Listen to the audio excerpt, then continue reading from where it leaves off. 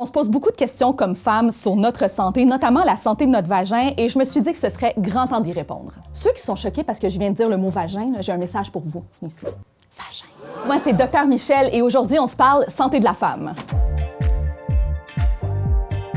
Quand une femme me dit qu'elle a toujours eu mal avec ses menstruations, je me dis, c'est donc bien dur être une femme et être menstruée. Je trouve que c'est de la douleur accumulée. Il y a des solutions, puis il faut aller les chercher. Je pense qu'il faut commencer par comprendre quel niveau de douleur on a. Une petite douleur qui est facilement soulagée avec de la chaleur, avec de l'exercice, parfois avec la masturbation, ou alors avec des antidouleurs qui sont disponibles en pharmacie. D'aller parler à son pharmacien pour avoir des conseils pour gérer la douleur, c'est une première étape. Ensuite, il faut reconnaître quand les douleurs ne sont pas dans l'univers du normal, qui nous empêchent de travailler, d'aller à l'école, qui nous empêchent de socialiser. À ce moment-là, c'est vraiment un signe d'aller consulter un professionnel de la santé comme un médecin pour voir s'il n'y a pas autre chose qui pourrait causer la douleur.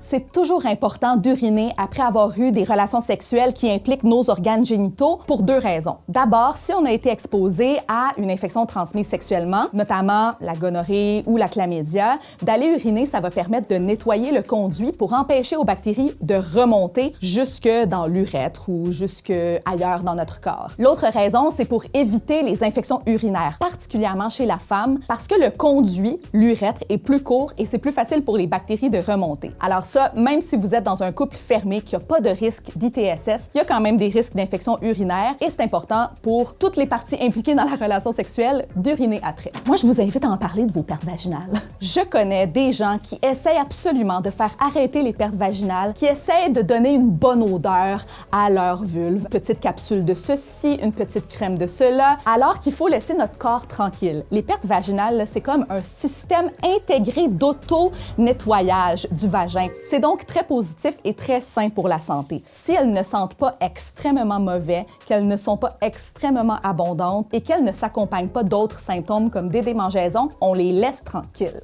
Vaginose, vaginite, ça se ressemble énormément comme terme, mais ce n'est pas la même chose. Dans le vagin, on a des bonnes bactéries, ce qui garde un peu notre flore vaginale stable. Quand ces bonnes bactéries-là sont moins nombreuses, il peut y avoir des champignons qui prennent la place. Les champignons vont nous donner une vaginite. Une vaginose, c'est quand ce sont des mauvaises bactéries qui prennent la place des bonnes bactéries qu'on traite avec des antibiotiques. Si on suspecte une vaginite, on peut aller se renseigner auprès de notre pharmacien parce qu'il y a des traitements qui sont disponibles sans ordonnance. Puis, on en a parlé de votre vagin, hein?